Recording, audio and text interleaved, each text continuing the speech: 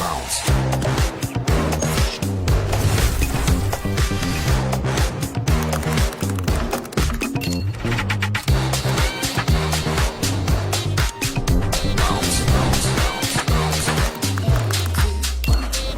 We off the ground, we flying high, holding the string and touching the sky, feet in the clouds, we're in outer space, back to the ground, no time to waste. Give it a minute, come on, let's get it.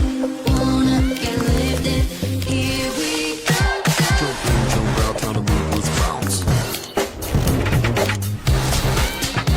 Jump in, jump out, time to move, let's bounce.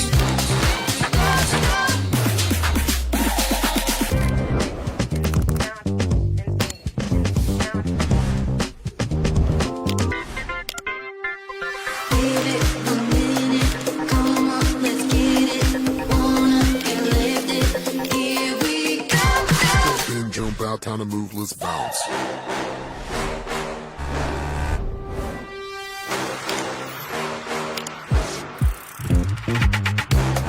out, time to move, let's bounce. Jump in, jump out, time to move, let's bounce.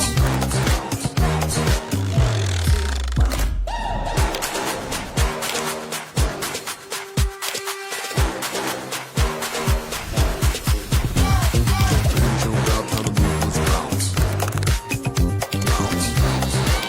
Jump in, jump out, time to move, let's bounce.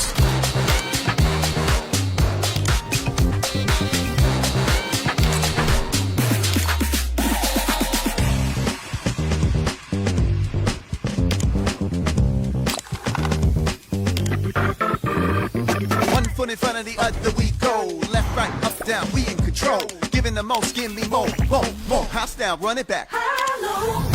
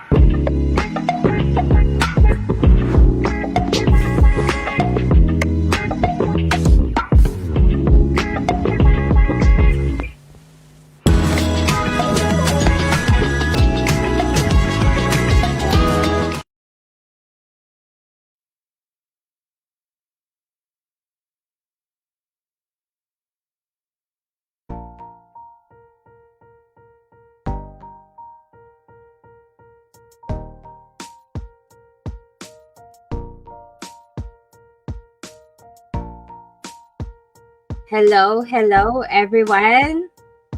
Hello. Hello everyone. So, it's in the afternoon na, grabe. Parang kanina lang ako yung kaninang nanditong naging resource speaker. So now I am your moderator. Hello everyone. So my name is Shardane Edo Martinez. I'm here again and again and again. So yeah, today we are going to tackle now is the live webinar for what's new in Photoshop 2025. So I would like to start our introduction for the DaneSign Learning Hub. It's just a brief background on DaneSign Learning Hub. Founded in 2025, DaneSign Learning Hub is a proudly Filipino-owned training center dedicated to making digital creativity accessible to all, whether you are professional or just starting out. We empower learners with the skill to master Adobe Photoshop, built by passionate creatives.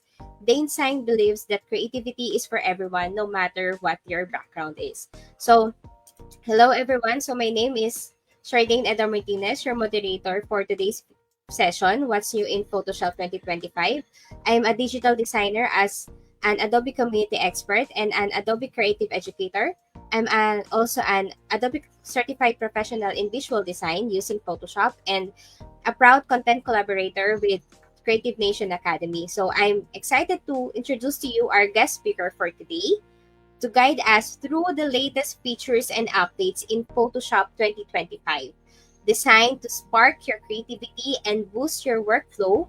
But before we proceed into guest speaker introductory, I would like to walk you through our house rules and disclaimer. So here's our house rules. So this is a live webinar and will be recorded. So if ever you are not able to watch the live session, you can watch the team replay. Find a quiet space where you can sit up and listen. And if you have any questions for our speaker, kindly type them in the chat section. Strictly no commenting on foul and demeaning words. An e-certification will be sent to registered participants after completing the feedback form, which will be shared at the end of the webinar. In an emergency, seek shelter if an alarm sounds. For evacuation, follow routes to the meeting point during an earthquake, duck, cover, hold, and evacuate after the tremor. So here is our disclaimer. The disclaimer is the speaker shares personal insight for education purposes based on experience and industry tools. This does not reflect Adobe's official views. Use the information at your own discretion. So now, I would like to introduce to you our guest speaker for today. Our guest speaker is Mr. Roland Bañez. He is a co-founder of Creative Nation Academy, an Adobe community expert, a creative community leader, educator, innovator, designer, and an international book author. Today, he'll guide us through the exciting updates in Photoshop 2025 and how these new features are transforming the way we approach digital design. It's a privilege to learn alongside fellow creatives and educators as we explore what's possible with the latest in Adobe technology. So without further ado, let's give a warm welcome to Mr. Roland Bañez. Hello, sir. Hi, sir. Sir?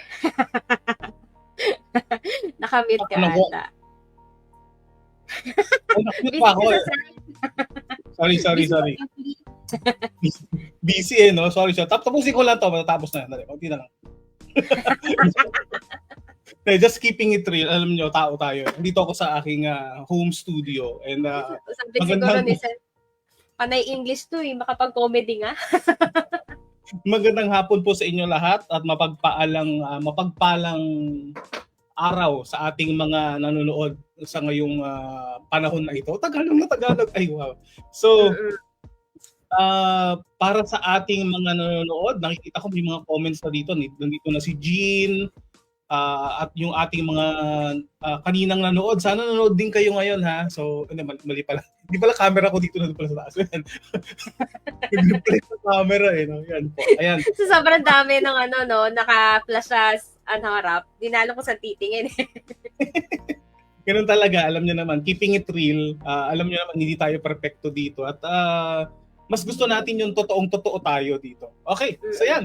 Maraming salamat, Dane, sa iyong mahabang introduction. Kaya parang gusto ko palaging pinapaliit na lang introduction ko. So, sorry naman. Ako nga yung easy ako na yun sa susunod. Ako ngayon dapat humingi ng pasensya kasi pinagod kita ang haba nung pinakilala mo. So ganito. Sige, mag-next tayo. Meron tayong konting preliminaries kung paano natin gagawin ito. So, para po sa ating mga nanonood, hindi ko alam kung gaano karami nanonood ngayon, pero kung kayo po ay nanonood ngayon, at kahit na ito ay replay, pakilagay po yung inyong pangalan, di ba? Pangalan, kung saan kayo nakalocate, cellphone number nyo. Sorry. Digital privacy.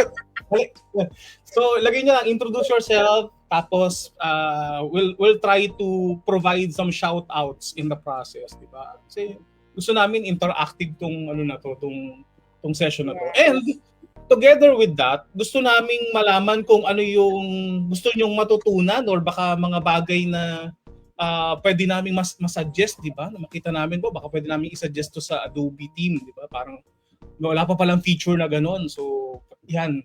Ilagay nyo lang yan sa ating chat. At huwag kayong mahiya magtanong dito sa amin kasi mas gusto namin yung mahirap na tanong. Hindi po kami ano dito sadista or masokista. Ano dito gusto namin yung mahirap na tanong kasi papaliwanag po ako. Magpapaliwanag tayo sa barangay. So ano to?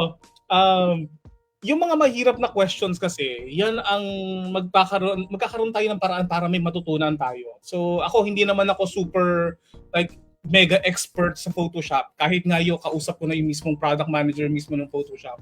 Hindi rin nila alam lahat. So, ano tayo, mga mortal lang din tayo lahat. Nagkakasakit, nagmamahal. Ayun, may pinagdadaanan tayo. So, maganda na mag-exchange tayo ng ideas. Pag meron tayong bagong nalaman o hindi natin alam, tanong nyo, walang problema yan. So, marami tayong malalaman na ganyan mga bagay dito sa session na to. So, masyado mabilis yung aking pagsasalita.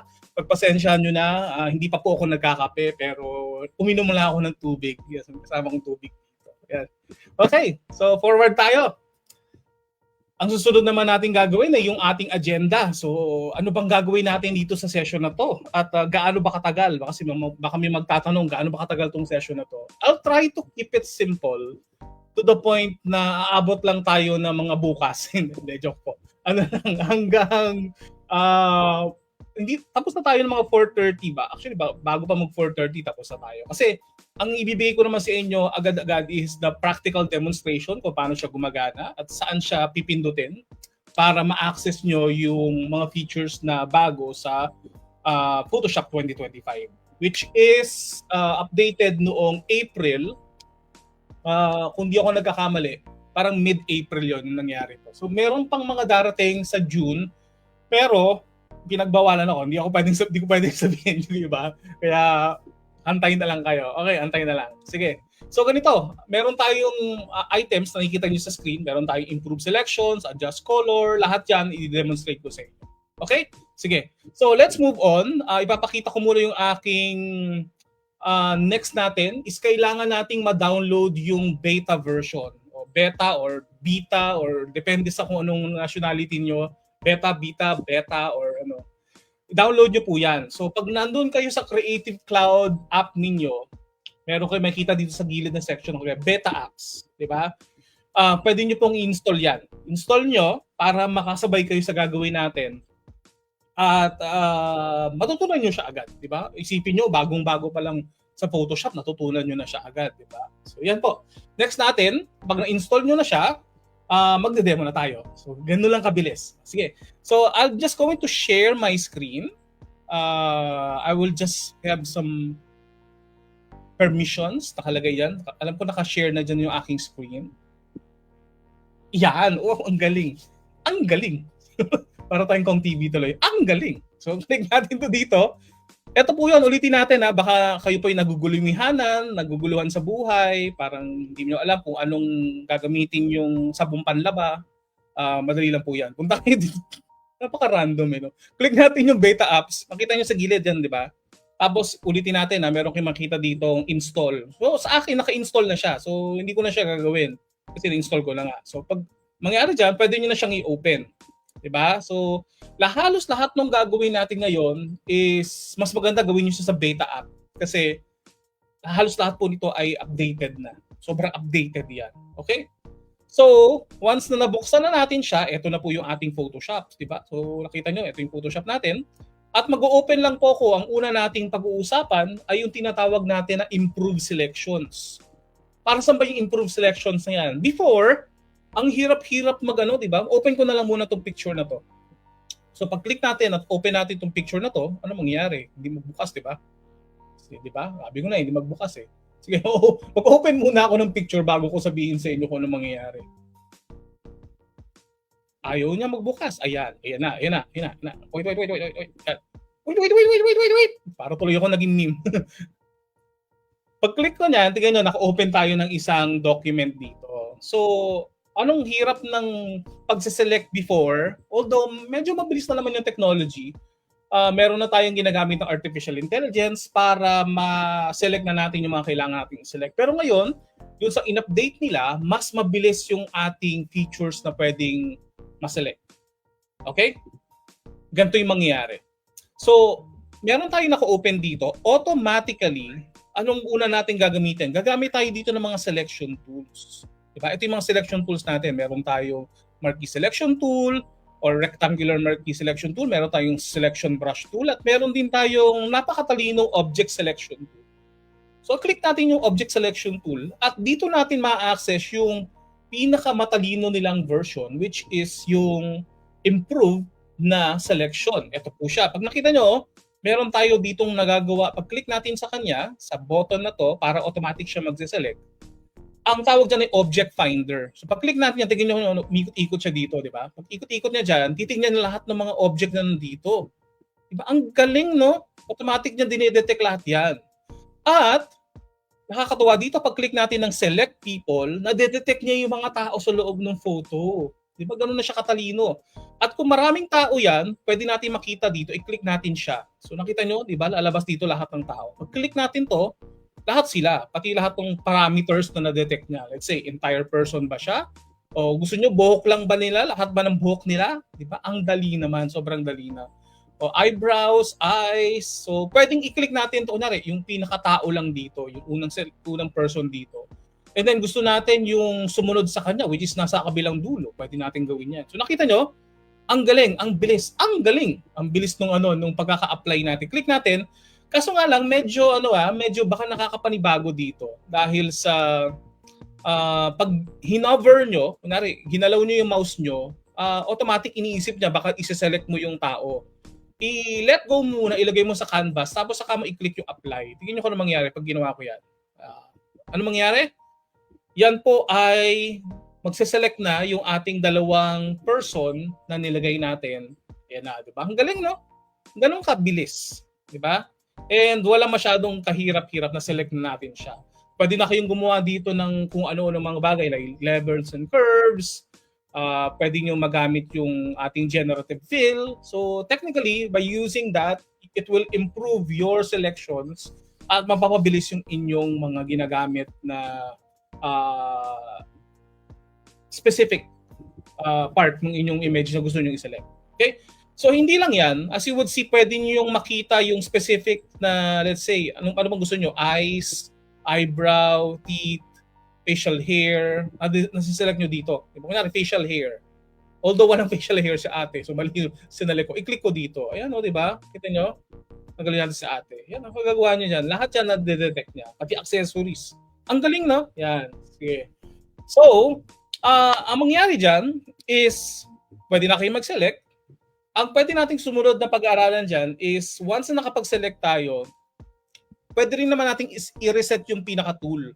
So anong ibig sabihin ng sa reset na tool? Kasi minsan may mga ginagawa tayong mga specific na actions dito that it will let Photoshop be sticky. Ibig sabihin na sticky, siya ay every time na gagawin mo siya, yun yung nakaset sa kanya. So, pwede mo siyang i-reset. Actually, pwede nyo gawin yan. Click natin yan.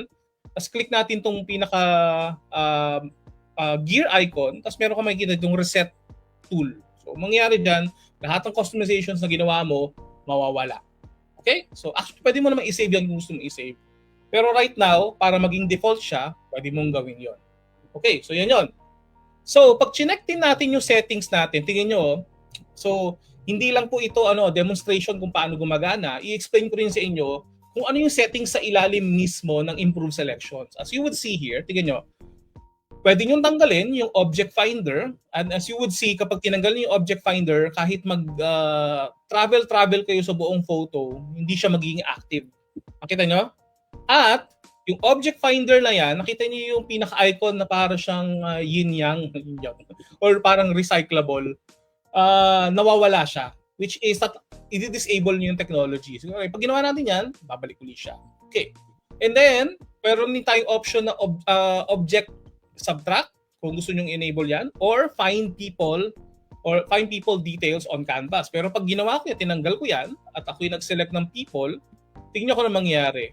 Yung actual people lang, wala siyang ibang mga settings na nasa baba. Click natin to. Meron siya, pero by default, pag tinanggal nyo yan, hindi niya hahanapin yung specific details doon sa pinaka-canvas na nakaselect kayo. Okay. So, meron din tayong object finder mode dahil ngayon ay ito ay naka-on, kaya siya naka-on. Kailangan nating malaman kung para saan ba to. Napapansin nyo, pag merong changes na nangyari sa pinaka-object, meron tayong auto-refresh. Pero kung gusto nyo i-manual, pwede nyo gawin yung manual refresh. Pero mas matalino talaga by default is doing the auto-refresh. Pwede nyo rin baguhin yung kulay. Kung gusto nyo baguhin, let's say gusto nyo yellow, pwede natin gawin yan. Nakita nyo? Ang galing na. Ang galing. So, pwede natin gawin yan. I-customize natin. Even the opacity of the actual color, pwede nyo taasan. Pero depende yan sa inyong preference. Diba? Paano nyo gustong gamitin. And pati yung outline. So, kung for example, meron akong ginawang ganitong klase ng customization, ang mangyayari dyan is lahat ng gagawin ko going forward, ganito na magiging behavior niya. So right now, again, para natin i-reset yan, click natin to, tapos i-click natin yung gear icon at i-click natin yung reset loop. So ano mangyayari? Babalik siya sa dati. Nakita nyo? O yung dati ng kulay na magenta, yun yung lalabas ulit dito. Okay, so yan. Explain ko na sa inyo kung paano gumagana yung improve selection sa loob ng bagong updated na April 2025 update of Photoshop. So, next natin would be this. I'm going to open another photo here on which I can use right now. Yata siya, ayaw mag-open ngayon ng aking mga pictures na nakalagay sa aking selection. Well, sige, open ko na lang siya. Pag-click ko niyan, i-open natin to. Again, yung una natin pinag-aralan would be improve selections. So right now, dahil meron na tayong improve selections, ang pwede natin magawa is pwede tayong mag-adjust ng color ng mas mabilis. So ngayon nakita nyo, gumagana yung object finder natin at na-detect niya na meron palang ganitong klase ng items dito. So zoom in ko lang ng konti. As you would see, nakita nyo, napakatalino na yung Photoshop. Na-detect niya agad yung pinaka-tao, na-detect niya yung pinaka-parts. But ang pinaka-focus natin dito is yung nakikita nyo yung control toolbar dito, nakikita nyo yung toolbar na yan, it enables you to adjust the colors of the actual selections that you have. So, papakita ko sa inyo kung ano nangyayari dito. Click natin itong adjust colors, pero kung hindi nyo nakikita yung tooltip na yan, nandito siya sa sa window niyo. You go to window, tapos meron kayo makikita dito contextual taskbar. So, ano nagagawa ng contextual taskbar na yan? Siya yung laging tumutulong sa'yo kapag meron kang specific na mga functions na sineselect sa Photoshop. Diba? Okay. So, ang tanong natin, yung object adjust colors, yung adjust colors, para saan ba yan? Paano siya gumagana? How could? Diba? How could? Sige, ang tanong nyo, how could? Paano siya? Ganito po siya kasimple. Click natin yung adjust colors. At kapag ginawa natin yan, i-check nga lahat ng nandito. Ayan, hintay lang natin kasi naghahanap pa siya ng mga objects. Okay? Ayan, nakita nyo sa baba, dun sa ating contextual taskbar, kinuha niya yung mga colors na nandito. So for example, yung kanyang t-shirt o yung kanyang damit, pwede kong baguhin agad ng color niyan. Tingnan nyo mabuti. Gusto kong gawin na red. Diba? O kaya reddish, gawin natin siyang reddish. Dito yung red, diba? So yan. Tapos taasan natin yung saturation. Diba? Pwede natin gawin yan agad-agad. Yan ang kabilis. Diba? So usog ko pa ng konti yung red. Okay. Diba? And then yung lightness at yung kanyang para medyo maging dark siya ng konti. Diba? Ang bilis. Pwede nyo baguhin agad yung colors by just doing that. And unlike before, medyo mahirap. Kailangan nyo pang aralin kung ano-anong techniques sa Photoshop. May mga recipes pa kayong kailangang pagdaanan. So, ngayon, by just using that feature sa loob ng contextual taskbar, which is adjust colors, pwede nyo gawin. Another workflow na pwede nyo gawin is ganito. Let's say, gusto nating baguhin yung ating background. Diba? Kunwari, nakita nyo, parang hindi tama tong background natin dito . So pwede nating baguhin yung background na yan. Okay. Ang tanong, paano natin babaguhin? Let's say ito, i-click natin tong malapit na color dyan. Natingin nyo kung ano mangyayari. Pwede ko agad baguhin yung color ng background natin ng galong kadali. Diba? Amazing. Amazing ba yun? Diba? Parang ang ano naman, hi, Jem. Nandito pala si Gemma, tsaka si Jean. Hello. Yan. Nakita nyo, sobrang dali by just using adjust colors. And, actually, meron din naman siya dito sa loob ng properties. Tingnan nyo mabuti.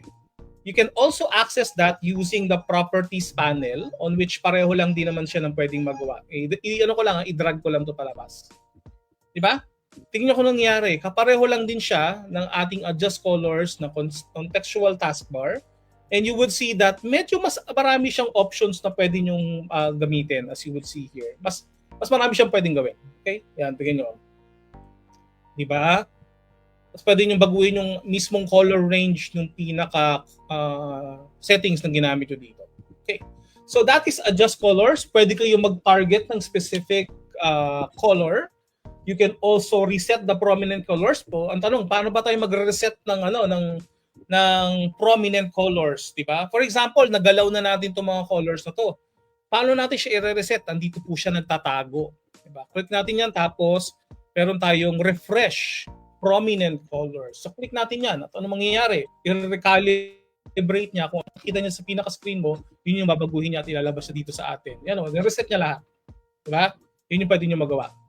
Medyo nanggugulo yung ating refresh. Mamaya na tayo, mag-manual refresh na lang muna tayo. Sige, magulo eh.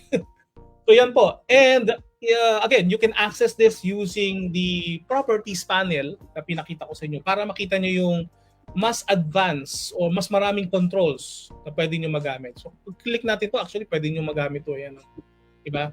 You can use this, the targeting of the colors itself. Pwede nyo magamit dito sa ating properties. Diba? Click and drag nyo lang. Tapos makikita nyo kung yung specific color na gusto nyo i-adjust. Okay. So, yan po. Pwede nyo magamit yung adjust colors para magkaroon kayo ng mas mabilis na workflow para i-modify nyo siya. So, next natin would be this. Pag-aralan natin would be yung remove background, which is, ang remove background ngayon, meron ng dalawang mode. Lagi natin ginagamit dito would be yung cloud. Meron tayong cloud version at meron tayong device by device. So, saan ba siya makikita? Anong advantage ng using the cloud versus using your device? So, ang tanong, kapag ikaw ay gumagamit ng device, just make sure na mabilis yung computer na ginagamit mo. Kung ikaw naman ay gagamit ng cloud, mas maganda kung mabilis yung internet connection mo. So, ganito po siya. Dito siya nakikita. If you go to Photoshop, kung ako nasa Mac po ako ngayon, but if you're on Windows, you go to Edit, then Preferences. Tapos makikita nyo dito yung if you go to image processing, click natin yan. Nandito yung ating option. Teka, ibababa ko lang kasi nasa taas. Ayan. Ito siya select subject and remove background. By default, nakalagay dito device. Ang option na yan, it's for quicker results. Pero if you're aiming for accuracy or details, you can use the cloud method para i-process yung inyong pagtatanggal ng background. Okay, so tingnan natin, subukan natin. Pag-click natin ng device, click natin yan. And kung tayo ay magtatanggal ng background dito, let's go and tanggalin muna natin yung ating yan. I-click muna natin dyan para matanggal muna tayo sa adjust colors. Pag-click natin ng remove background, hindi nyo ko na mangyayari. Pag-click ko nyan, ang gagamitin nila ay sa device ko. Diba? Parang medyo may konting problema pa dito. Kita nyo, meron siyang gap na hindi nakita dito. Pero almost almost ang ganda ng anong pagkakagawa niya. Nakita nyo, di ba? So, click natin yan. And again, you can easily switch from one to another by doing so. Yung paggamit natin with the set of the preferences. So, i-undo ko siya muna. And then, let's do using what we call the cloud version ng ating preference. Click natin tong cloud. I-click natin yung OK. At kapag tayo ay magre-remove background, click natin yung remove background. Tingnan nyo kung ano mangyayari. Magpa-process muna siya at pag-iisipan niya kung paano siya tatanggalin. Tingnan natin kung ano mangyayari. May time hindi siya ganun kabilis kasi nga kailangan i-process pa siya sa cloud. Pero what I could tell you right now is mas accurate yung pagkaka-remove niya ng background. Okay? Medyo mabagal nga lang talaga. Kasi nga, depende sa internet connection ninyo. I-zoom out mo natin. Minsan naghahang din siya. Meron po siyang progress bar. Nakita niyo, may progress bar tayo dito. Ayan. Tignan natin. So, nakita niyo naman kung gaano kalaki yung difference niya, di ba? So, I'm just going to cancel this first muna. At means may time talaga na nagka-crash ang Photoshop kasi nga, this one is still under development or in beta stage. Okay? Ayan. O, ayaw na, di ba? Ayaw. Tama lang yan. Nangyayari talaga yan. Sige. I'm just going to quit Photoshop here. Kasi nangyayari talaga yan. It's typically normal. I'm just going to force quit yung aking Photoshop beta para i-open natin siya ng bago. Para let's jump in to another feature ng Photoshop which is yung actions. Yan. Tingnan nyo mabuti Before, meron ba sa inyo gumagamit ng actions dito? Meron ba sa inyo gumagamit ng actions dito? Raise your hand. Raise your, akala mo nag-zoom no? I-comment nyo lang kung kayo nanonood sa Zoom. Well, talaga. Hindi, nasa StreamYard po tayo. Sige, open natin tong Photoshop. Hintay lang natin. Yan, andun na pala sa background ko, nakabukas na. So, buksan natin yan. And let's open another file. Alam ko, let's just open the same one. Kanina, buksan natin. Kung hindi talaga siya mag-open, hintay lang po natin. Buksan ko lang yung aking folder para makita nyo kung saan yung ating gagawin. Ayan. Ayan na, open ko na. Uy! Photoshop. And then, let's go here. Ayan. So, next natin pag-aralan is actions. So, open muna natin itong picture ni Kuya dito. Open natin yung picture ni Kuya dito, as you would see here. Meron tayong mga actions on which, kung kayo hindi gumagamit ng actions, it enables you to record your specific commands para i-automate. Okay? So, before, ito yung actions panel. Kung hinahanap niyo siya, you go to window, tapos actions. Dito siya. Meron siyang keyboard shortcut na option F9. Pero alam ko, iba yan sa Windows. At kapag inopen ko siya, tingnan niyo kung ano mangyari. Meron tayong dalawang mode kasi dito Ito yung dating actions, which is the classic actions, on which pwede mong i-record yung specific na ginagawa mo. For example, ganito. Open ko muna yung actions tapos gagawa ko dito ng bagong trabaho, sabi nga nila. Bagong work, kunyari, let's say, remove background or post-processing, let's say, post-processing. Kunyari, ito yung i-record ko. Click natin yung record. And then, anong nangyari dyan? Active na yan. Nakita nyo, naka-record siya. What I can do right now is, let's say, gusto ko, susunod na mga gagawin ko dito is laging tinatanggal yung background. Pwede kong gawin yan. So, ang mangyari dito, I'm just going to select something and then i-remove ko yung background. For example, i-save ko click ko tong remove background. Ano mangyari? Ayun sinesave niya dito. Nakita nyo? Meron siyang mismong parang record, nag-record keep siya. And then, for example, maglalagay ako dito ng levels, di ba? Punta tayo sa ating layers panel.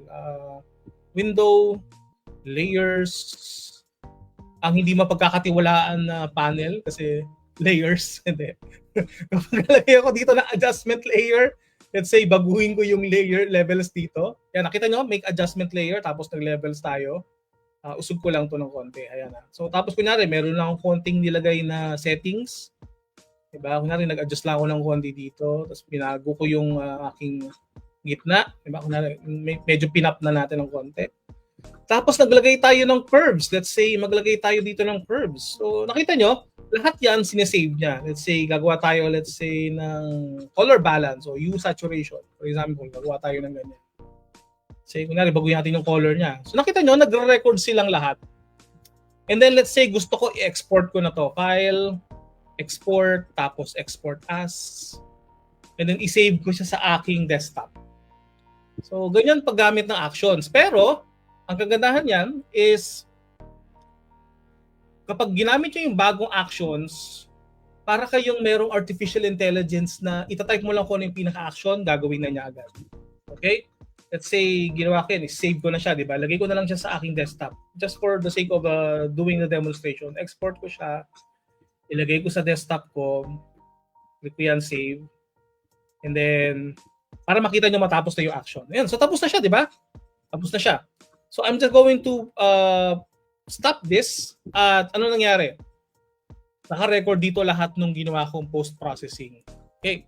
So, yan yung pwede nyo magawa using the classic actions. I-revert ko lang siya para bumalik tayo sa una natin. By using the new actions, meron kayong papansin dito. Pag-click natin na actions dito versus the classic actions. Pag-click natin yan, tingin nyo kung ano mangyayari. It will analyze the image based from its appearance, tapos hahanapin nyo na lang dito yung specific na action. At meron pang preview. Nakita nyo? Ang bilis, may preview na agad. At kapag wala dito yung hinahanap nyo, let's say, kunyari, hanapin nyo dito, remove background. Ayan, nakita mo? Automatic, meron na siyang nandito. Remove blemishes. Diba? Nandito na sila lahat. Kunyari, increase dark portions. Or, sabi nga natin sa mga graphic designer, sabi na natin sa mga as the graphic designers, diba, make it pop. Make it pop. O, diba, meron na dito, make subject pop. Nakita nyo, click natin itong make subject pop. Yan, nakita nyo, automated yan. Meron na siyang ginagawa dito. Paano natin malalaman yan? Tingnan nyo mabuti. Pag click natin sa layers, ayan no, diba, meron na siyang ginawa para sa'yo. Diba? Imagine, nag-pop na yan, no? Nag-pop na yan. Unlike before, nung ginawa natin nung una, wala siyang pop. Nakita mo? Diba? Tapos i-redo natin ulit.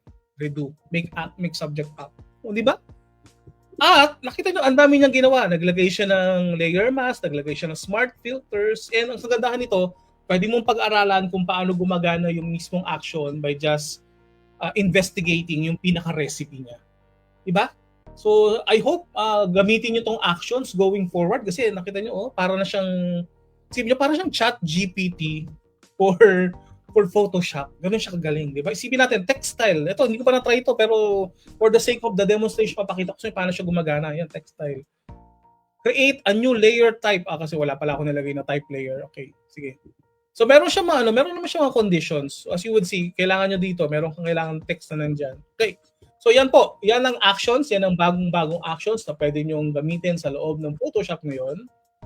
Para mapabilis yung inyong trabaho. So, wag po yung buhay natin, trabaho ang mapabilisin natin yung buhay. Okay. So, next natin is that, for example, meron tayo ditong, meron kang action dito na generate background. Subukan nga natin kung meron generate background. Uy! Tignan nyo naman, meron dito, replace sky, meron generate custom background. Tignan natin itong generate custom background. Kaso nga lang, sabi, kailangan daw i-flatten natin. Subukan natin, i-flatten natin lahat to. Diba? So, click natin. Although, I will not recommend this, pero pwede natin yan i-rasterize natin. Rasterize natin layers. Sige, i-rasterize natin yan. Sige. I-rasterize na lang lahat yan. So, gawin natin yan. I-rasterize natin. Nagaling muna natin to. So, meron na tayo dyan, diba? So, pwede natin gawin. Let's create a new layer here. Tapos, ilagyan natin sa ilalim. Tapos, pwede tayong maglagay ng bagong background. Hindi mo, generate custom background. Pag-click natin yan, sabi dito, generate custom background requires a background layer. Create a background layer, flatten image. So, sabi niya, kailangan daw. Tinuruan pa ako, di ba? Paano mo gumamit ng Photoshop? Yes! Okay, so, ganito mangyari. Go to layer. Tapos, ano sabi? Flatten. Ano sabi doon? Flatten ba? Ba't walang flatten? Ayun, flatten image. So, pag-click natin ng flatten image, discard, hidden layers, okay. Tapos subukan natin yung custom background. Click natin custom background. Tingnan nyo ano mangyayari. Ang galing. Gagamit siya ng... meron siyang meron disclaimer dito ng generative AI kasi gagamit tayo ng generative AI on this. So, ano mangyayari? Tingnan nyo kung ano mangyayari. May lalabas na sa akin na background, na generative fill dito. Automatically. Let's say gawin natin anong background gusto nating ilagay? Let's say electronic dance party with disco lights. O, di ba? Isipin natin, disco kuya. Subukan lang natin yan. Click natin itong generate. And as you would see, by just doing that sa loob ng actions, you can also access some of the functions na meron sa Firefly. And right now, just to segue on Firefly, it is now using Firefly Image 3 for your designs na kine-create nyo. So click natin to. Yan o, nakita nyo, di ba? Ang galing. Pwede tayo mamili dito ng mga background on this, as you would see. Pwede natin makita yun dyan. O, di ba? Pag-create tayo ng background. Kasi nga, ang ginagamit dito is Firefly Image 3 model. You can choose your... Actually, pwede kayo mag-choose ng model. Pakita ko sa inyo kung pwede nyo magawa dito.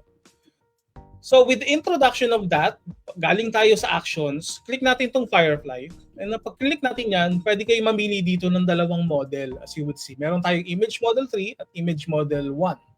Okay? And both of them are commercially safe. Pwede nyo siyang magamit for your commercial work. Right now, pwede rin tayong magbago ng ating, what you call this, pwede nyo rin magamit yung inyong tinatawag na generative fill on each of one. For example, ito, gusto kong tanggalin to. Let's say, select ko na lang siya ganyan. Gusto ko siyang iselect. You can use that one, and then pag-click natin, pwede kayo mag-remove. Let's say, remove natin. You can use any of them. Let's say, gusto natin Firefly Image 3, kasi mas mabilis ang Firefly Image 3. Imagine, tingnan nyo, October 2023 siya lumabas. In just 1 year, nagkaroon na siyang dalawang version. Ganun kabilis. Diba? Click natin generate. And as you would see, nilagay ko doon is remove. And what we're going to do is to remove it. Okay? Hintay lang natin. Any comments on our end? Habang hinihintay natin lumabas yan. Baka may mga questions kayo. Ayan, di ba? Natanggal na niya. Nasaan na yung ibang mga options natin? Let's say gusto natin to, di ba? Pwede niyo baguhin yan. Okay? And kung kayo naman is, let's say, ito na yung lahat muna for Firefly. Ay, meron pala. I just want to add this new technique din na gusto kong i-share sa inyo. Hindi naman siya sobrang updated, pero siguro baka na-miss nyo siya. This one is called Generative Workspaces. So, para sa man yung Generative Workspaces? Kasi nandito na rin naman tayo sa pag-create ng backgrounds, paggamit ng Firefly. Ito po yun, napakita ko sa inyo. Which is a really time saver for all of you. I'll go here sa file and wala siya dyan. Kasi alam ko nandito siya sa dito sa edit siya nakalagay. Kasi before natin nakalagay sa file. Ito yung natingin nyo mabuti. Pag-click ko ng Generative Workspace, what I can do right now is to access Firefly ng mas mabilis. Much more faster way access Firefly within Photoshop by not going to the website. So nakita nyo, ayan o. Actually, ito yung mga inspirations from this. Sabi nga, thanks for trying generative workspace. The beta has ended. O, siyempre, tapos na nga pala to. Yung ginawa ko yan with them. So, click natin yung all images. Nakita nyo, ang kagandahan ng generative workspaces is that it enables you to go back in time. Nakita nyo?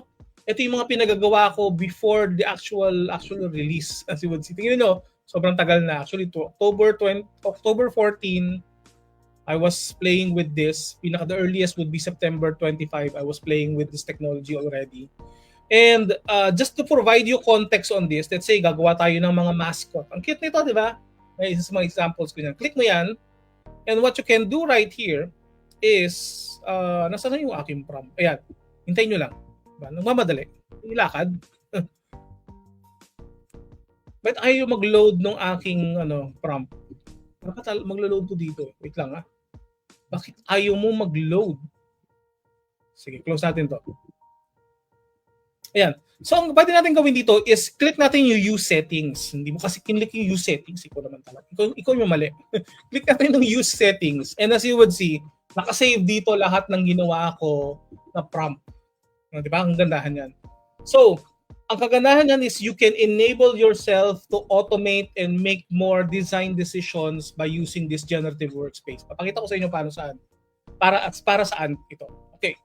Same as usual, with using Firefly, you have access to the following properties. Let's say references, effects, pwede nyo baguhin dito. Let's say gusto nating layered paper na to, di ba? Tapos, ito yung nakakatuwa sa kanya.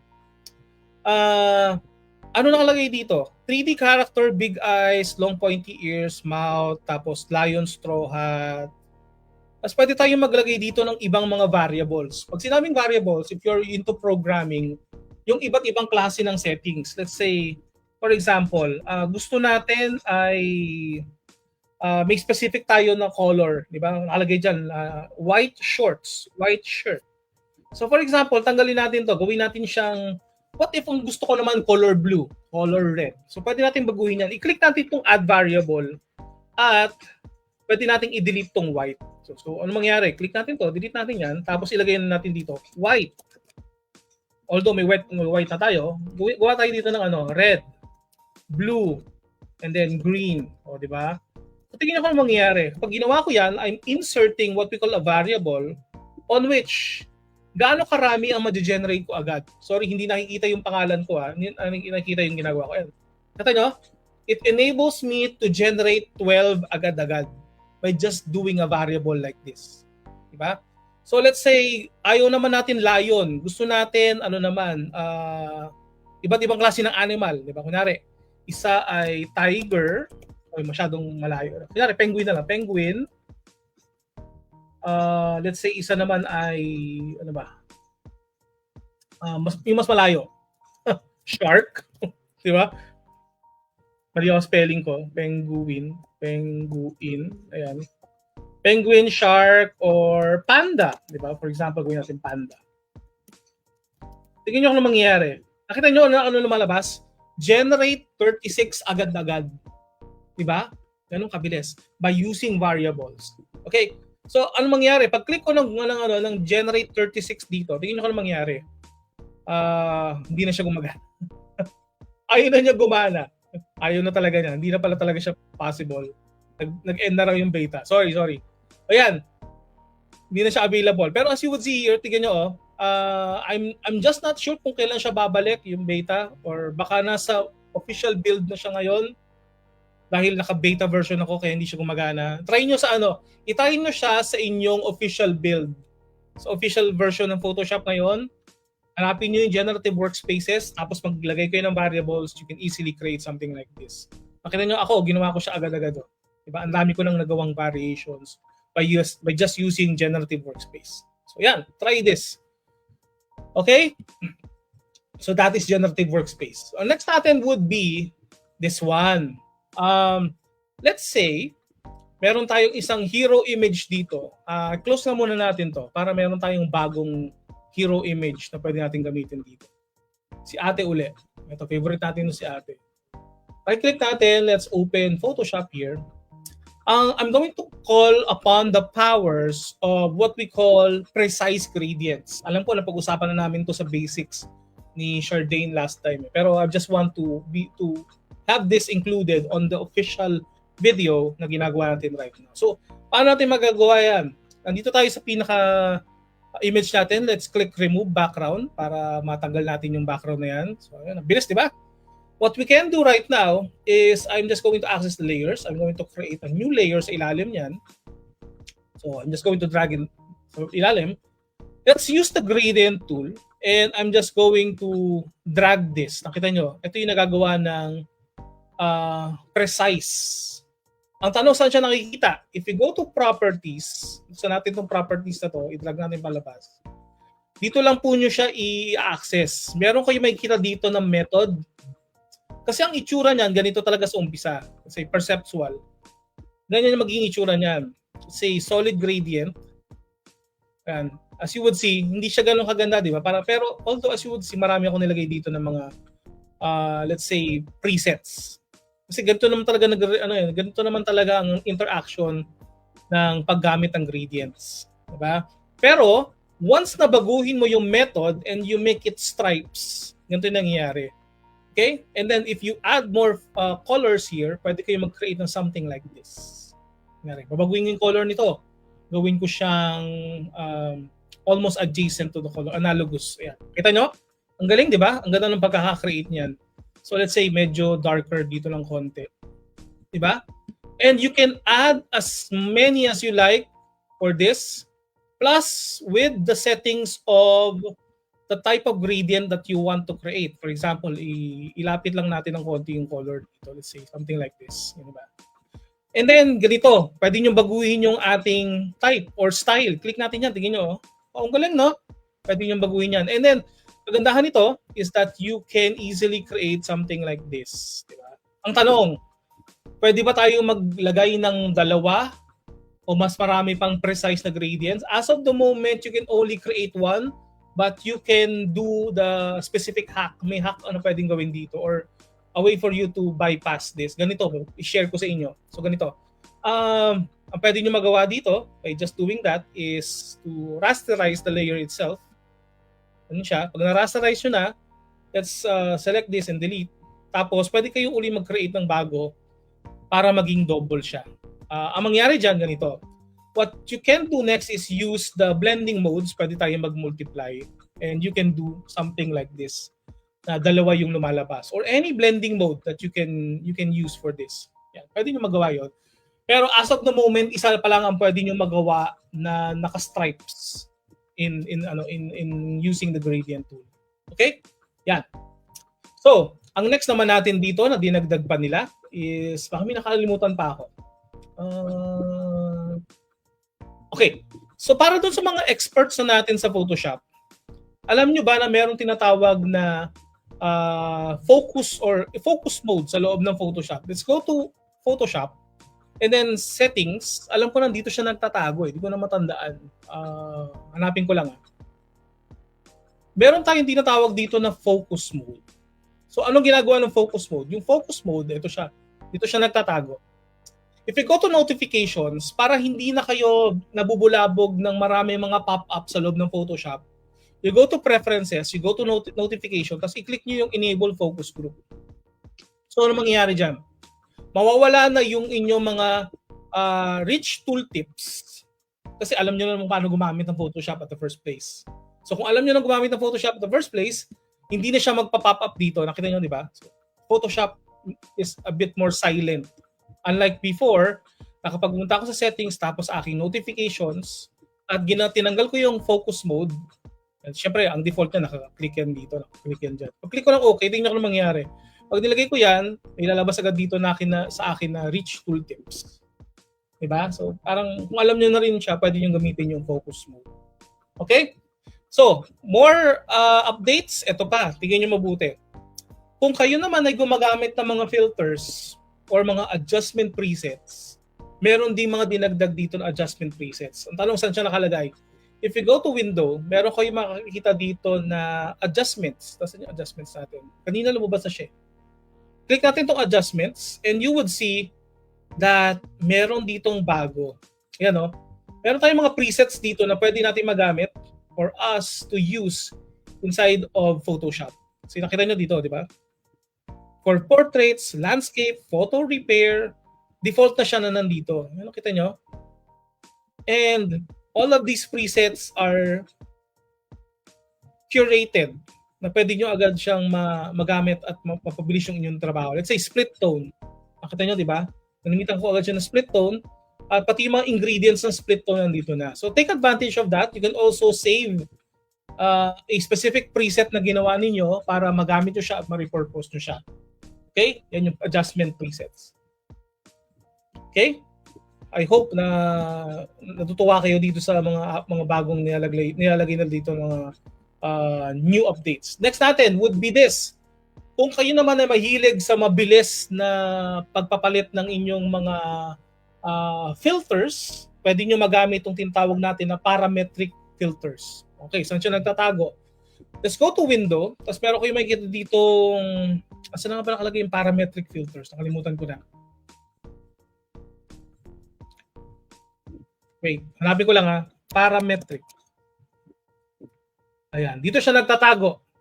Sa loob ng filter, tapos parametric filters. Kapareho kanina ng adjustment presets. You can use parametric filters. So anong difference ng paggamit natin ng parametric filters? Hindi ko sa inyo yung example. I'm just going to revert this photo. Revert ko na lang muna yung photo para makita nyo kung ano nangyayari. So, tingnan mo yung nangyayari dito sa parametric filters. Before kasi, pag gumagamit kayo ng filters, you go to filter, tapos meron tayo ditong tinatawag na filter gallery. Anong difference nito? Pag gumagamit kayo ng filter gallery, this is destructive type of editing. Unlike in parametric filter, non-destructive, and also mas magaang siyang gamitin. Okay? So yan yon. Click nga natin tong new embroidery. Tingnan mo nangyari, gaano kabilis yan i-execute. Actually, maraming nilagay dito na mga, nakita nyo, ganyan kabilis. And then, meron kayong lalabas dito na parametric properties. So by the name itself, parametric, it is driven by specific numbers on which pwede nyo i-randomize. For example, meron tayong randomization dito. Nakita nyo? Magbago tayo dito ng iba. Let's say gawin natin let's say ito na lang, AB filter. Click natin yan. Nakita nyo? Ang bilis. Pero, it's so complicated kasi meron tayo dito smart filter, may parametric filter tayo, and pwede nyo baguhin dito. Let's say, kunyari gusto nyo mas mataas yung red. Nakita nyo? Actually, ginagamit din to sa effect ngayon. So, yan. Tingnan nyo. Pwede pa kayo magagay dito ng, let's say, pattern or scratch or sticker frames. Ang dami dito pwede nyo magamit. Let's say, click natin tong vintage. Tingnan nyo, pwede kayong on stack of each other, pwede nyo ilagay yan. Okay, parametric filters. Isa yan sa pwede nyo i-explore, and it's very responsive. Pwede nyo magamit sa loob ng Photoshop. Okay. So next natin, it's part of Photoshop, which is Camera Raw. You can easily use this. I'm just going to close this. Close ko lang muna yan para malinis yung ating ginagawa. So, i-F12 ko muna siya. F12. I-revert ko muna. I'm going to show you another like masking type. I-open ko lang muna to. I'm just going to open this file. Kung natatandaan ko pa yung file. I hope natatandaan ko yung file. Wait. Hindi ko na matandaan yung file. Sige, ganito na lang yan. Papakita ko sa inyo. Itong open file na to, I'm going to use what we call landscape masking sa loob ng, although this is not landscape. Hanap nga muna ako ng picture na landscape. Wait lang Wait lang po. Nasaan na yung aking... Okay, ito. Nakita ko na. Ito po. Ito. Kita ko na.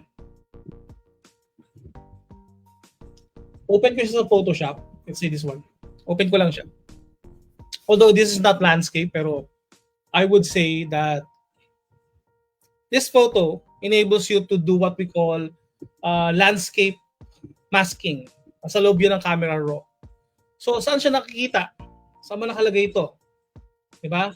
Hanapin natin dito sa ating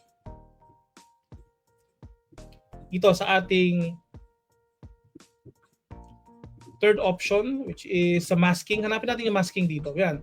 Pag-click natin na masking dito, you would see that right now, meron tayong mga landscape. Yan. Click natin yung landscape. Tingnan nyo kung mangyari. I-check nyo yung pinaka-photo. And it will enable you, parang katulad kanina sa improve selections, i-detect niya yung mismong photo at i-categorize niya kung saan-saan yung pinaka mga items na yun. Ay, nawala ako. Nawala yung screen share ko, no? Nawala yung screen share ko. Wait lang. Screen share, and then entire screen. Wait lang po. Okay. Sige, okay lang yan. Nawala ako. Ayan. There's a bug. Okay. Yeah. So, nangyari? Okay, Ayaw. Ayan, nakita nyo, landscape mask options. Nakita nyo, na-detect nyo, may vegetation pala doon, may water pala doon, may neutral, natural ground. Nakita nyo, gano'n siya katalino? Diba? Matalino pa siya sa ex mo. Joke. Diba, nakita nyo, pwede niya i-select yung natural ground, tapos click natin yung create. Diba? Pwede natin baguhin yung exposure niyan. Gusto natin medyo light, medyo contrast. Diba? Yan ang nagagawa ng artificial intelligence. Hindi kayo binabago ng artificial intelligence It enables you to automate your process at hindi na kayo nahihirapan mag-select na mag-select. Nakita nyo, ang galing nito. Kung kayo ay landscape photographer, kayang-kaya nyo gawin to. Okay. So next, ito po. Tatagalin muna natin yan. I-subtract na lang natin to. So, for example, wala na naman yung aking wala na naman. Siguro may problema talaga sa sa aking share screen. Wait lang po, ulit lang po. May bug. Parang gusto kong i-report to Report natin yan. Okay. Nawala. Ayan na, balik tayo si ate. So, gamit ako dito ng open ko uli yung pinaka-file kasi papakita ko sa inyo yung isa sa mga pinakamalupit na pwede kong ipakita sa inyo sa loob ng Photoshop ngayon, which is yung alam niyo pwede kayo maging selective sa sa binablur. Ito ko sa inyo, grabe. Ang galing, as in nangyari ito. Select ko yan. Tapos, di ba meron tayong background dito? Nakikita nyo, di ba may background tayo dito? Di ba kung kayo nasa photography, meron tayong tinatawag na bokeh. Bokeh. Sabi, iba tawag nila bokeh. Pag gano'n talaga mag-graph lang, bokeh or bokeh. Wow. So, ganito yan. Tingin nyo mabuti. Click natin tong optics. Di mali. Dito sa lens blur yun. Minibiro ko lang kayo. Click natin dito sa ating lens blur. Tingin nyo mabuti I-click ko yung apply. Tingnan nyo kung ano mangyayari. Analyze nyo yung buong image. Mahirap tong gawin sa sa actual photography. Tingnan nyo kung ano mangyayari. I-analyze nyo yung buong image and then you can apply different types of bokeh. Dito. Tingnan nyo mabuti Ayan, nakita nyo? Imagine kung i-shoot mo yan uli. Ang hirap gawin yun. Diba? So for example, gusto natin yung ating mga bokeh ay parang mga circular shapes. Napansin nyo? Circular shapes na siya. Gusto natin ganito yung ating bokeh. Ayan, nakita nyo? Nagbago rin siya. Gusto natin ganito? Pwede rin yan. Nakita nyo? Yung subtle effect? Mahirap gawin sa photography yan. Diba? Pero ngayon sa Photoshop kaya nyo gawin. Hindi lang po dyan natatapos yan. So, the thing is, let's say, ang gusto nating focus ay si ate lang o si kuya lang. Pwede tayong magkaroon din na tawag nating focus range. Diba? Parang katulad yan ng, ano bang gagawin ko? Mag-aartista ba ako o magiging live streamer ako? Joke lang. Kung artista kaya ako, joke lang. So gagawin nyo ganito. You can use what we call focus range at ito yung pwede natin gawin yan. Nakita nyo, pwede tayong magbago dito ng specific focus. Magka-calibrate yan. Hintayin lang natin.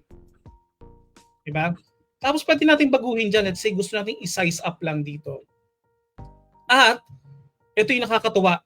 Nakita nyo yung option dito, visualize depth. Diba? Click natin yung visualize depth. Tingnan nyo kung mangyayari. Diba? Kunyari, ang focus lang natin is si Kuya Boy dito lang sa gilid. Yan, si lalaki lang sa gilid. Pwede natin gawin yan. Diba?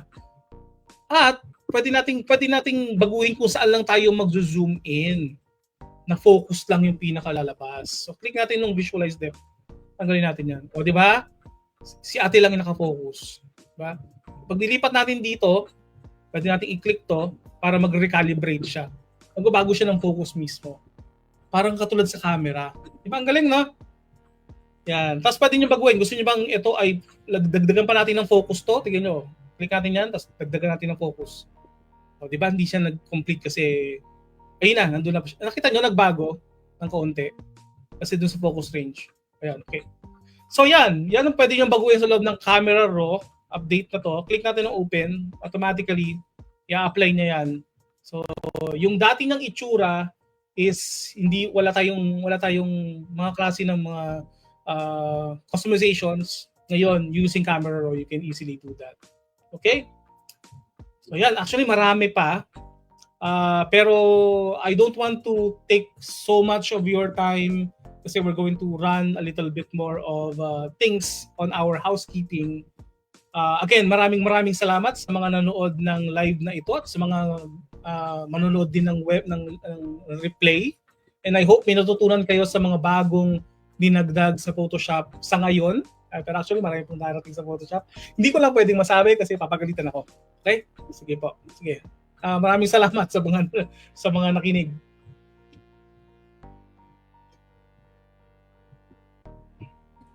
Ang galing. Ang galing. Uy, grabe sir, ang dami ng mga features ha. Gusto ko yung animation tool. Yung action kasi to be honest, medyo lito ako pagdating sa action. Kasi, syempre, alam mo naman, pag classic, minsan kahit kabisado mo na siya, kung paano gagawin, parang, hala, ayan na, the action na, naka-ready na yung recording, parang, ala, nasa na yung kamay, yung gumugulo na yung kamay mo, di ba? So, it's very good na meron ng bagong feature si action, na hanapin mo na lang siya, mag-automate na siya, and everything. Yun, kaya ang galing, ang galing. Kaya sir, sobrang thank you viewers for also listening ha, yung staying sa amin sa buong session na to. So, at dahil dyan, dahil sa iyong pagpepresenta, may regalo ang Dainsign sa'yo. Dati ako ang nakakuha nito. Ngayon, ako naman na namamahagi ngayon. Yes. So, thank you. Dahil dyan, mali pala ako ng screen. Saglit lang. I-add ko yung Okay lang. screen. Dapat kami sasabihin pa ako na na how could, di ba? How could love so real have turned so empty? I just keep wondering why. Bigla na pa kanta. How could you say? Ayan. How could you say you love me? Ayan nga eh. So, ano ba yan? Ayan. Diba? Ay, Saan wow. napupunta? So, I would like to give this certificate of appreciation to Sir Roland Banyes to be as our resource speaker. Wow! Imagine mo yun. Wow. Dati ako yung binibigyan, ngayon ako na nabibigyan. Wow! Ang galing. Diba ang konjo? So, with sincere appreciation for your generous and selfless service as a resource speaker for What's New in Photoshop 2025, held at online platform Facebook Live on June 7, 2025, your willingness to share your time and expertise continues to inspire and empower others, given this day of June 7, 2025 by Dainsign Learning Hub. So thank you so much, Sir Roland, for being a nice person na kunin kami. Hindi, magbalita kayo ng mabuting balita dito. Pastor? Pastor. So anyway, dahil okay na tayo dito sa ating pagbibigay ng award kay Sir Roland, I would like to just a commercial. Alam ko naman, alam nyo na to, umaga pa lang. Scan nyo na, hindi na ako mag-explain. Umaga pa lang, alam nyo na. At ito, pag next ko to, dapat alam nyo na rin ang gagawin. I-follow nyo na, okay? Follow Sir Roland in his YouTube channel, Creative Nation Academy.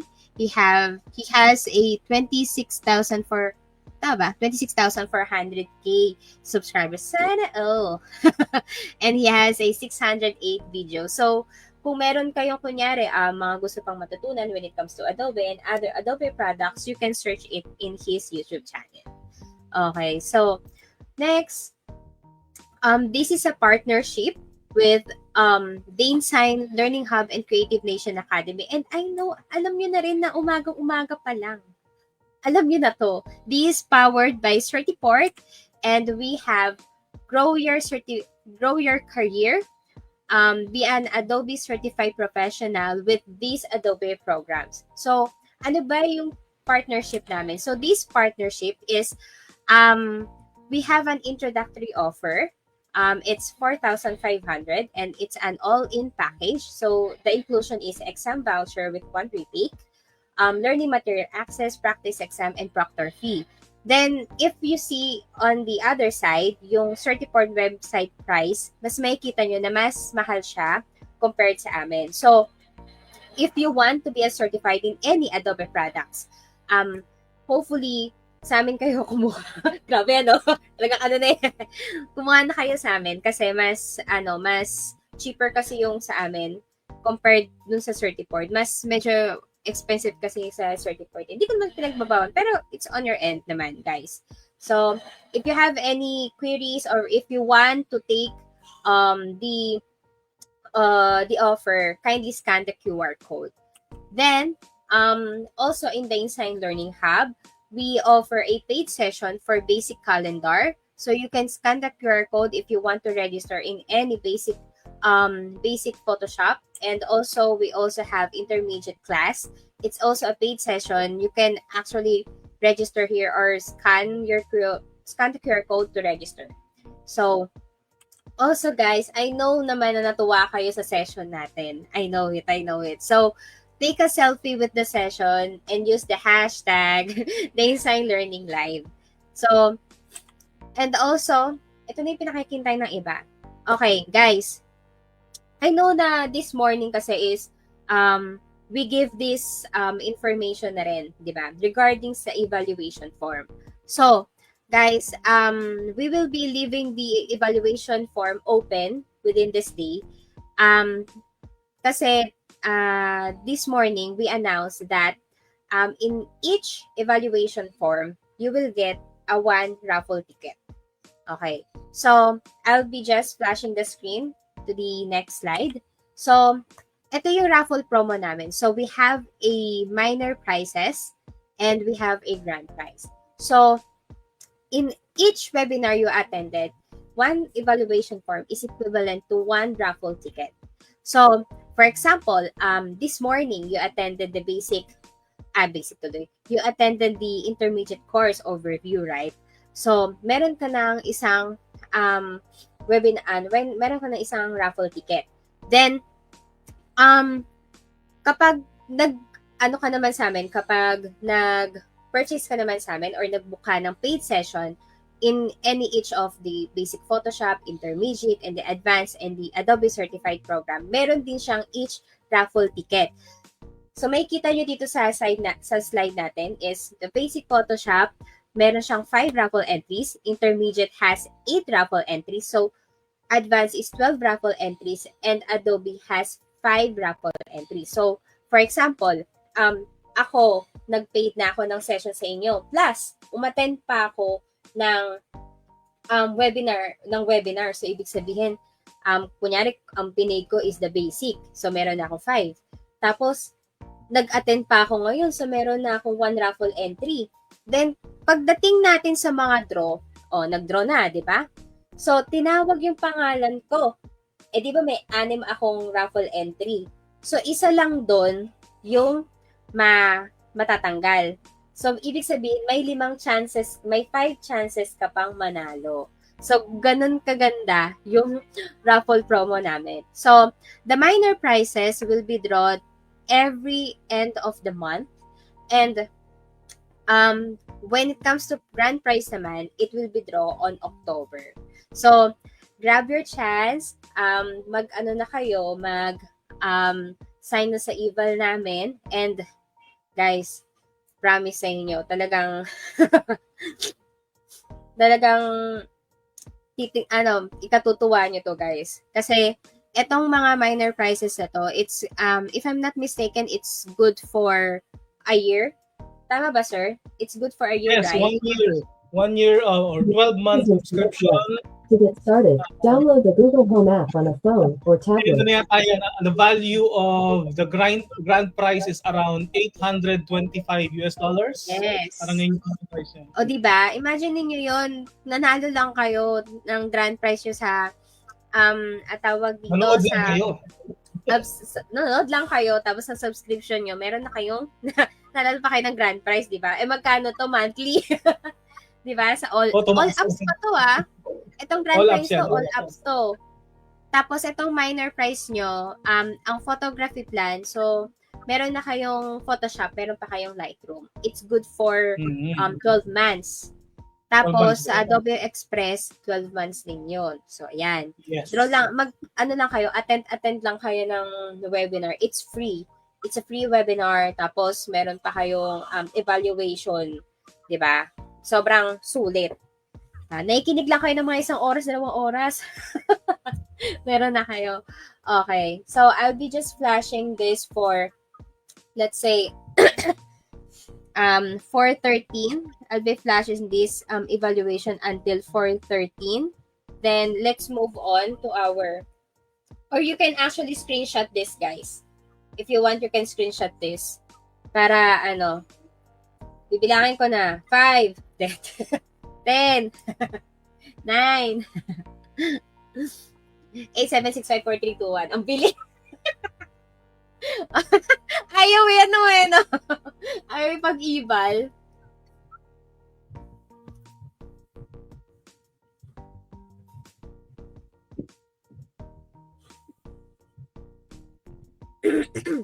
Okay na guys. At dahil dyan, let's move on sa ating next discussion. So, anyway, guys, I'm just going to promote this live webinar series, The Design with Confidence Protected Using Adobe Content Authenticity. Ito ginagamit ko na to, promise. So, ito yung sa ano, no? Ito yung sa Photoshop na, credentials.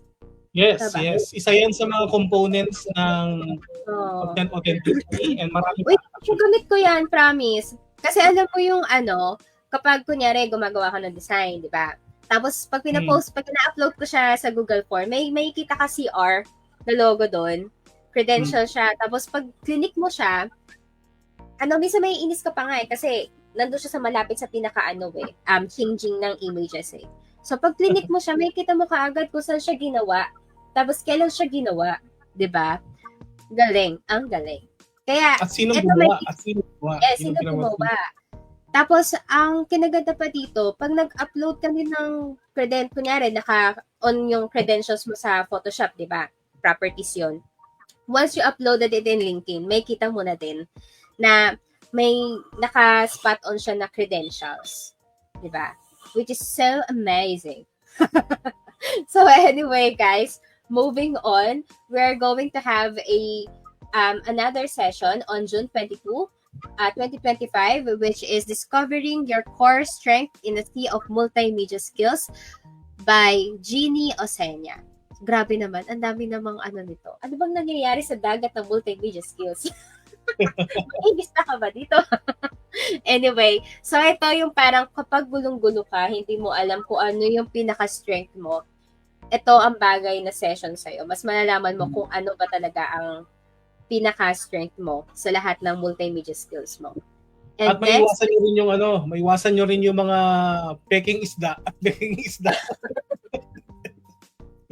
Kala ko peking duck lang, tsare. Peking Peking isda.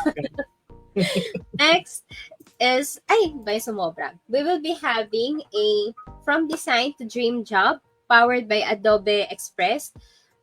This will be on June 28th.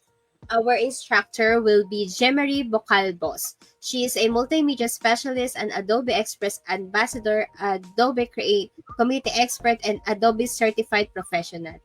Whew! Hiningal ako doon. So, this will be live via Facebook, and what you will learn here is using Adobe Express. I think gagawa kayo dito ng isang makabuluhang bagay na magbabago sa inyong buhay. Ano nga ba yung kapabago na buhay mo dito? Abangan niyo yan, abangan nyo. Abangan nyo yan. So, Ilagay nyo sa inyong calendar yan. Ayan, speaking of Yes. calendar. truth. So, on July, we will be also having an upcoming webinar on July 5. Actually, this July 5 is tentative. So, there will be changes pa. Pero, e-pencil book yun na lang siya. So, this will be how to get hired building your Photoshop with Adobe Portfolio or Behance. So, ang gumawa din nito is si Miss Jemery Bocalbos. Then, on July 13th, we will be having a Turning Negative Emotions at Work into Creative Fuel. So, our resource speaker for this one is si Miss Jean, as well as on the July 27, which is why you are never behind in your career journey. Huwag masyadong makabulukan ang kanya magiging parang exciting kung ano nga ba yung magiging natin. And also, this July as well, we will be having a kinetic animation in Adobe Express. So this is to be announced, guys, ha. At ito pala, back to the part ng kung saan sa raffle ticket natin. Ito, guys, ha. Si Dane Sign, kahit saan siya naka-partner, as long as ang tawag dito, paano ba sasabihin ito? Parang kahit saan naka-live, as long as may partner, kunyari, doon may Mikana dito, ayan. it is counted as a one raffle entry. So for example, kunyari ako si Danesine, invite si Likhana dito, in-invite ako si Danesine. Tapos si Likhana dito, yung ginagawa niyang webinar is nandun sa page niya mismo. It is considered as a what do you call this? It is considered as a one Valid. raffle entry. Okay? Malinaw ba? Entiendes? Okay. So, that is for our today's session. So, thank you very much, everyone, for being a sport, guys, na nagstay talaga kayo for 1 and 22 minutes, for 1 hour and 22 minutes. So, thank you very much, guys. Tagang super thankful ako doon. So, again, the evaluation form will be open up until today. So, kung sino man ang magti-team replay for tomorrow, wala, naka-close na po yun. Next time na lang po ulit. So, yeah. Thank you so much, everyone. And thank you so much again, Sir Roland. And I hope that we will be having again another session like this. Thank you so much. Marami pa, Dane. Marami pa. Okay. See you again, guys. Bye-bye. Have a great weekend, guys.